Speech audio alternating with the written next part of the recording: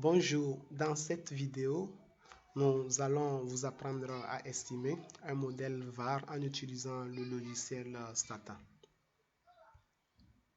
Nous avons les étapes d'estimation d'un modèle VAR, le test de stationnarité, la détermination de l'ordre P du modèle, l'estimation des paramètres du modèle et les tests de validité du modèle. Nous avons notre logiciel Stata et un do file conçu pour réaliser cette estimation. Les données sont téléchargées dans Stata. Nous avons au niveau de la ligne 3, si vous êtes connecté, vous pouvez aussi télécharger cette base. Je vais exécuter la ligne 3 qui va nous permettre de télécharger la base qu'on va utiliser. La base est téléchargée. On peut voir la description de cette base en exécutant la ligne 4. Nous avons notre base qui est composée de 3 variables, l'investissement, le revenu et la consommation. Nous avons aussi le log de l'investissement, sa première différence, le log du revenu, sa première différence, le log de la consommation aussi et sa première différence. La première étape d'estimation d'un modèle VAR est le test de stationnarité. Avant d'estimer les paramètres du modèle VAR, il faut réaliser le test. Pourquoi? Parce que les variables qui doivent composer le modèle VAR doivent être stationnaires. Donc nous allons commencer par la stationnarité, le test de stationnarité de notre première variable qui est le revenu. Et la ligne 6 va nous permettre de trouver l'ordre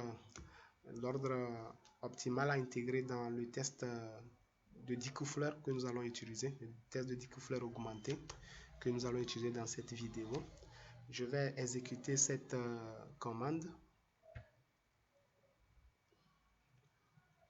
Nous avons plusieurs critères qui peuvent nous permettre de déterminer l'ordre optimal, mais nous allons utiliser le critère d'Hirotogu Akek 1973, le critère AIC qui indique un ordre optimal qui est égal à 4. Donc, vous allez remarquer que le retard optimal, c'est 4. Et nous effectuons le test de stationnarité, la ligne 7. Nous voyons ici que la statistique calculée en valeur absolue est plus petite que les valeurs critiques.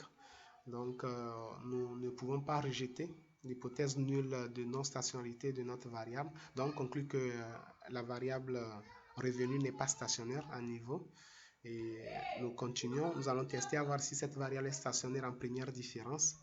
Donc, on va chercher aussi l'ordre à intégrer dans le test de découffleur sur la variable première différence du revenu.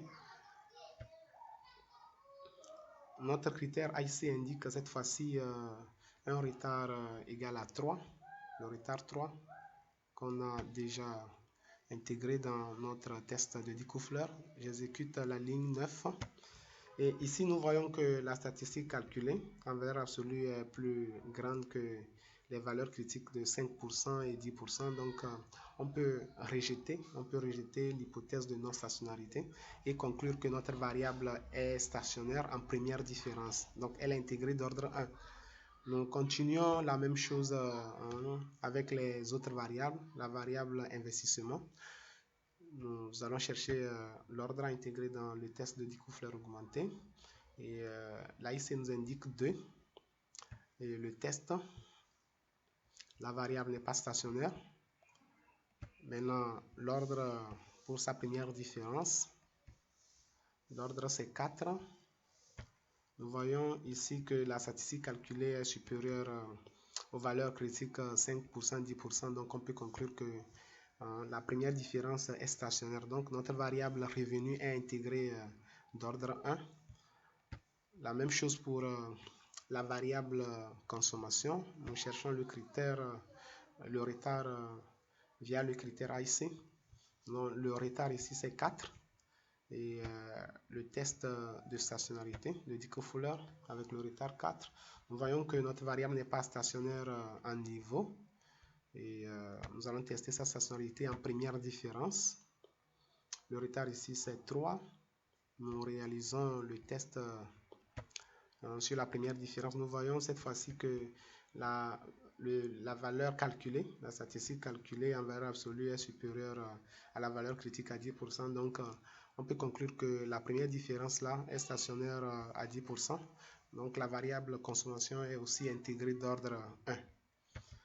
La deuxième étape de l'estimation des modèles VAR consiste à déterminer l'ordre P, l'ordre optimal à intégrer dans le modèle. Nous utilisons toujours le critère AIC, Dirotougou, ACEC 1973. Nous exécutons la ligne 25 qui va nous permettre de trouver le P à intégrer dans notre modèle VAR.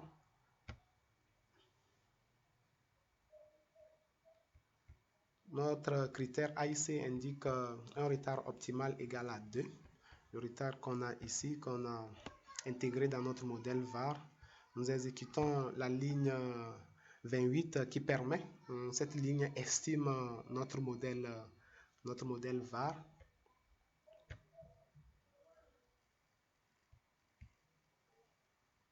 Nous avons les résultats de l'estimation du modèle VAR. Nous avons 3 variables, donc 3 équations. La première équation, l'équation du revenu, qui est fonction de ses propres valeurs passées et des valeurs passées des autres variables. Et nous voyons aussi l'équation de l'investissement qui est fonction aussi de ses propres valeurs passées et des valeurs passées des autres variables. Même chose pour l'équation de la consommation. Donc, on remarque que toutes les variables sont supposées endogènes dans ce modèle. Et ici, rapidement, on peut interpréter. On voit ici que le second retard de l'investissement est significatif.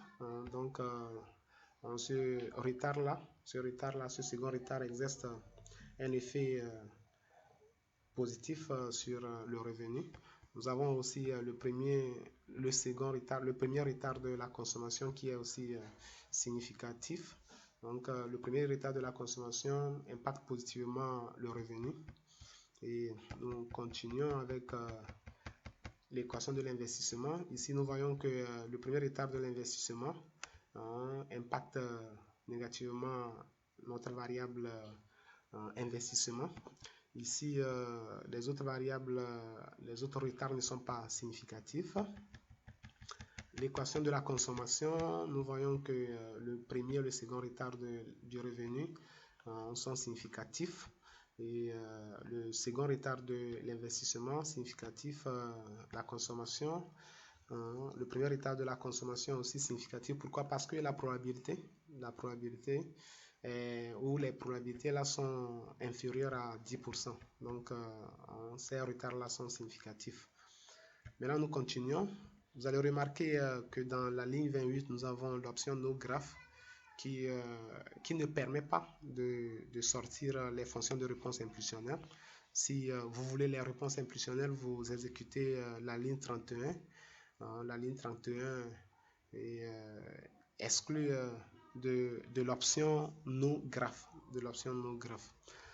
Maintenant, nous allons continuer avec les tests de validité. On commence par le test d'autocorrélation. La commande c'est valmar. Nous exécutons cette commande. Nous avons le test d'autocorrélation de Lagrange multiply. Le test LM d'autocorrélation. Nous voyons ici que l'hypothèse nulle, c'est une hypothèse de non-autocorrélation. Nous avons deux retards ici, un retard, le premier retard, le second retard. Donc nous voyons que la probabilité, toutes les probabilités sont supérieures à 10%. Donc on ne peut pas rejeter la non-autocorrélation des erreurs d'ordre 1 et d'ordre 2.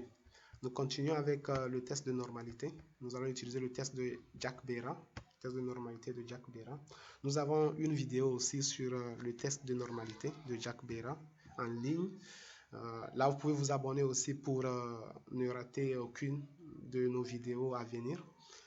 Nous avons exécuté le test de Dickau-Fuller, le test de normalité de Jacques-Béra, tant pour moi.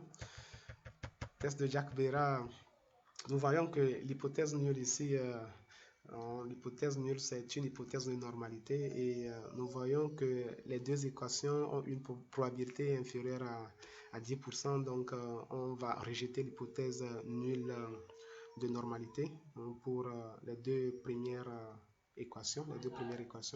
L'équation de consommation, on voit que la probabilité est supérieure à 10%, donc on ne peut pas rejeter l'hypothèse de normalité des erreurs à ce niveau. Et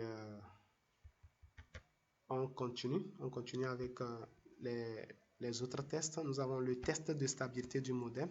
Un test qui est important pour réaliser les fonctions de réponse impulsionnelle. J'exécute la ligne 41. Nous voyons ici que le résultat du test de stabilité nous indique que notre modèle VAR est stable, satisfait la condition de stabilité. VAR satisfies stability condition. Pourquoi? Parce que les modules sont toutes inférieurs à l'unité. Donc, on peut conclure que notre modèle est stable. Nous avons un dernier test, le test de causalité de Granger. Test de causalité de Granger avec la commande var Granger. Et nous voyons ici l'hypothèse nulle du test de Granger nous indique que la première variable ne cause pas. C'est une hypothèse de non-causalité. L'hypothèse nulle, c'est une hypothèse de non-causalité. Donc ici, nous avons la probabilité pour l'équation du revenu. La probabilité est inférieure à 10%. Donc là, on peut conclure en disant que l'investissement, vu que la probabilité est inférieure à 10%, on peut conclure que l'investissement cause le revenu. Et même chose pour la consommation qui cause le revenu, vu que la probabilité est inférieure à 10%. Mais au niveau de l'équation investissement, on voit que la probabilité est supérieure à 10%. Donc, le revenu ne cause pas l'investissement. Et la consommation aussi ne cause pas l'investissement.